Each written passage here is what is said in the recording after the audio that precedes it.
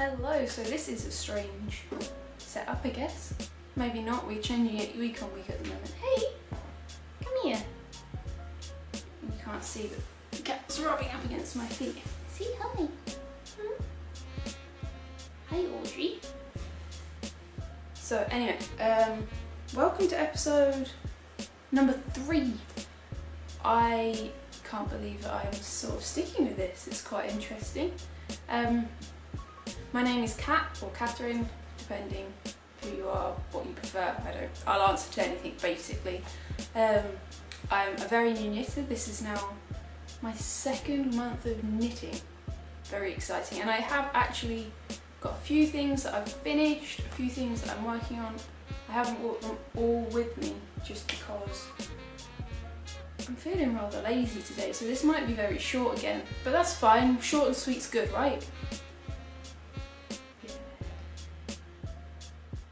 Audrey's on one today. She keeps chasing things and bringing me gifts of feathers. I hope that the creature that it was connected to is still going, but anyway, digress.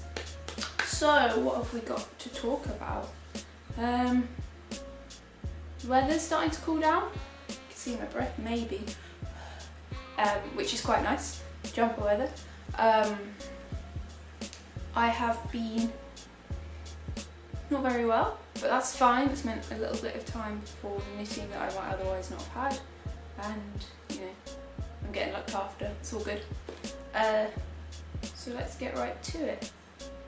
Finished objects. Ta-da! So this is my, I'll probably pronounce it wrong, Vinterfjell by Treysta Knits. I knitted it out of a combination of blacker yarns. I've got blacker yarns blacker yarns Shetland and blacker yarns Jacob.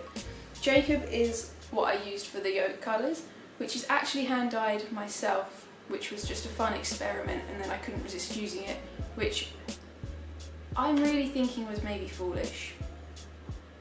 I haven't tested this. I have washed it once and the colour doesn't seem to have faded much, but over dyeing? What? Any suggestions on looking after this? I really don't know. The things I used to dye with were all natural, so I used red onion skins, chamomile, which was actually the green, coffee and hops. Yeah. And blackberries, that's the one, that's what I forgot. Basically all things that otherwise we were going to chuck away, and we have a rather wild bramble bush that kept crawling over our garden, so we kept having blackberries, and we froze some and defrosted them. I forgot about them, so I thought, dye some yarn. Very fun experiment. I might insert some footage of that. There's just short little clips if anyone's interested. Stick with it, if not, move on. Yeah, I'm really pleased with this. It came out, I guess, as I expected. It's a bit wider here than maybe I needed, but you know.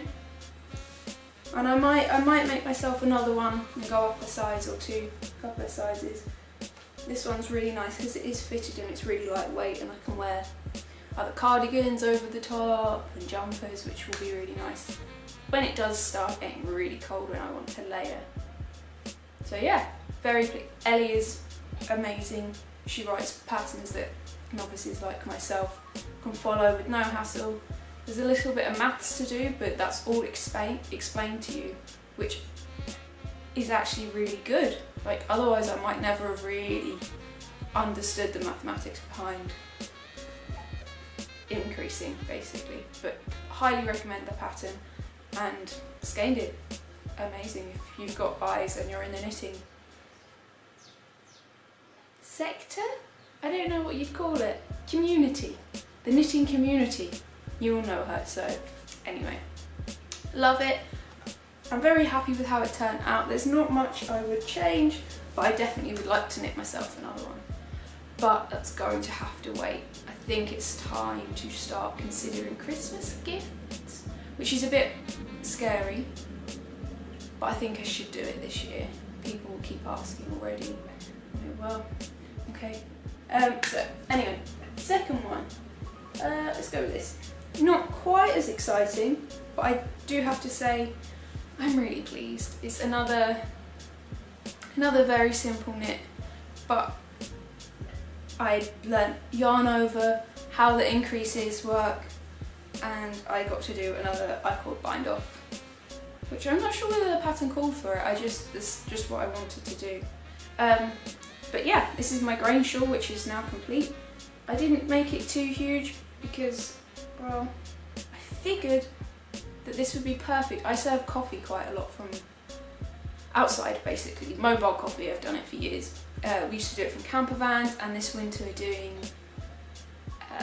in another wooden hut. Not a wooden hut, that's the wrong... You know, like the beautiful garden German sheds. Christmassy. Yeah.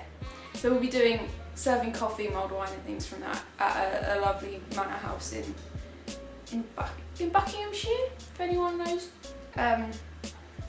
So I'm going to need to be wrapped up but still be able to sort of manoeuvre, which is why I do a lot of my sleeves. I mean, this is actually, I sort it out, the right length, but I do like to have my sleeves a little bit up because I'm the sort of person that bakes a lot and uses my hands a lot. So anyway, again, it's a bit smaller, which means that I can wrap it around, tie it up, wear it like a shawl, but actually this little lady keeps sealing it, don't you?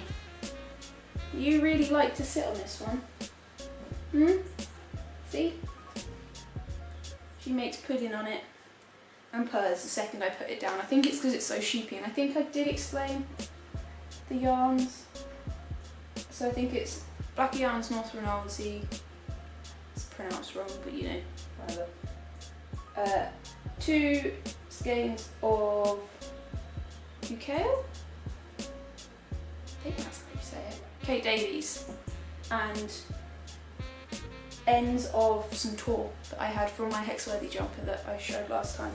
So yeah, there's the grain shawl. Tin can, it's another brilliant pattern, free, simple, so much information if you need it, which most people wouldn't for this sort of project.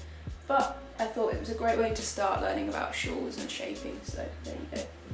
So third object is my Jennifer Steingass. Really? Jennifer Steingass Treysta. I absolutely love this. It's come out perfectly, and I don't know why I'm not wearing this today, other than I just really fancied wearing my vintage reproduction style jeans today, and this actually would be perfect. I don't know, but yeah. Anyway, perfect. The lengths come out really, really good. The fitting and the short row shaping on the back's made it perfect. I actually really like the collar. I was a bit apprehensive that I wouldn't like it just because no ribbing, but I love that it's slightly rolled. The way the yarn's actually blocked up's really lovely. I'm not sure about that Luppy. I did enjoy knitting with it, but then when I was knitting with the Shetland, it was making me a lot happier. It was sort of smooth a lot smoother on the needles. I don't know, is that normal? I don't know. I would definitely knit with this again, I think, just because it is so warm, but it is quite a bit heavier. Anyway, very, very happy with this. There is one thing that I did, and I actually don't mind, in the yoke, and if you can see, think about this row here. I cheated. I did it so that I only needed 2 colours because I was getting a bit worried that I was going to mess up. So there's one row that isn't as the chart should have been, but overall very, very happy, and I do have a couple of other of her patterns, and I really, really hope that I get Christmas knits done so I can knit myself another one. Yeah, so that's that really. I really am trying to keep this quite short and sweet today. I've got some things that I would like to do. Look at me, a little lot. Yes, garment knitting must come to an end at least for myself. I think 3 jumpers in 6 weeks is enough. It's enough learning. So yeah, let's move on. So I don't know what came over me, but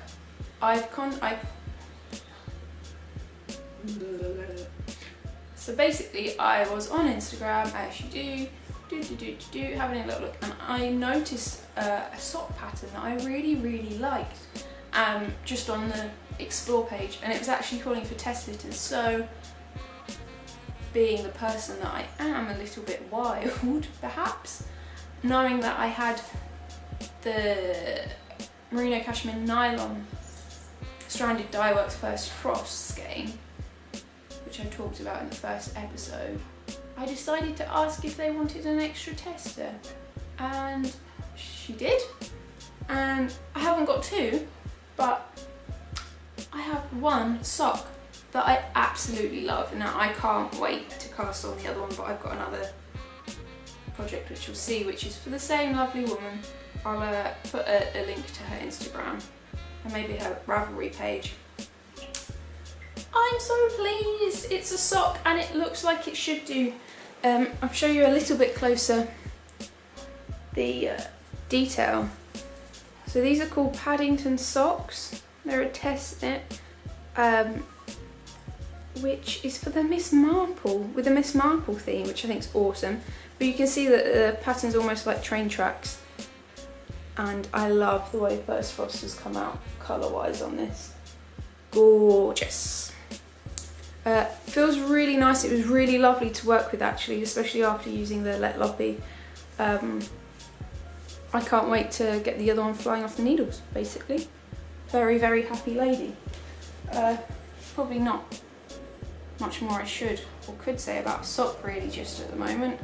It's got a slipped stitch heel, and I just, yeah, very proud of myself.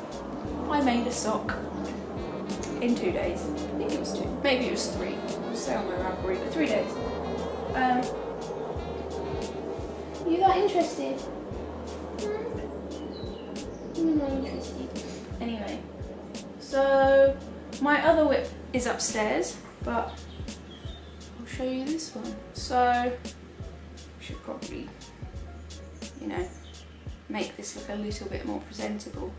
So at least do it sort of better. There you go. Right.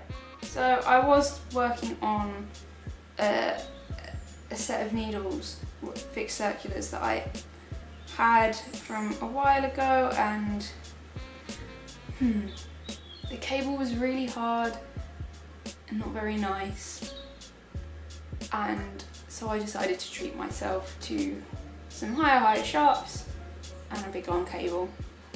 I'm not sure why I got something so large, but I think, you know, it's fine. It's proving not a problem for me at all. And I'm test knitting the little paddock socks by the lovely same lady. I think it's Amber Rose. And these again are Miss Marple ones, inspired by. These ones are called Little Paddocks. And I really like this pattern too. It's knitting up fairly quickly because again it's got a bit of interest, and I've been doing a lot of simple stockinette knitting at the moment, and this is a really nice palette cleanser, so to speak. Yeah, this is actually my own yarn which I have dyed myself.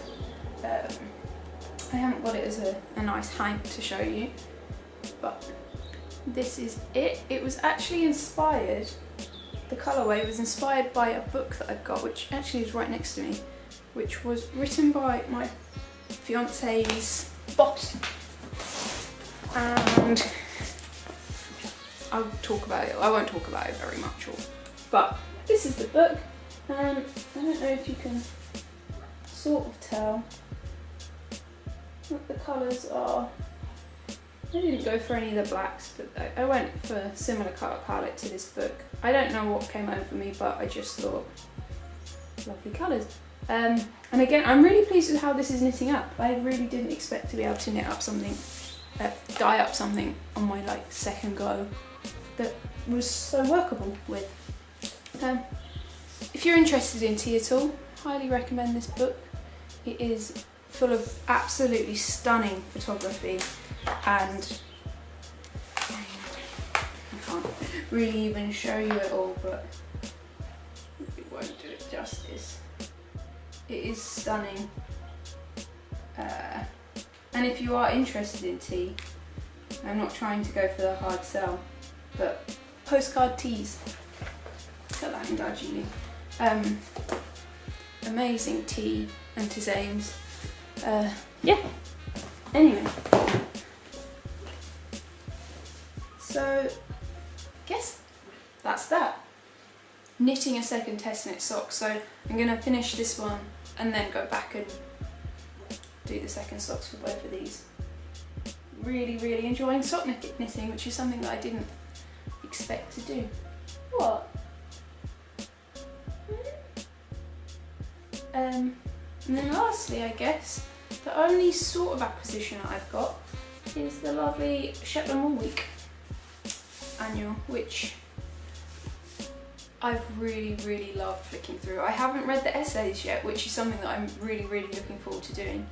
So that much is essays and that much is patterns, which I think is pretty awesome. It was a fairly, oh yeah, it's a good sized little annual, and the patterns are gorgeous. I mean the key selling one for me, I'll get there eventually, was this jumper, which I'm sure again if you're on the internet you will have seen, but it's stunning, it really is. I'm really looking forward to eventually casting this one on. It's called the Tree Yoke Jumper by Alyssa Malcolmson.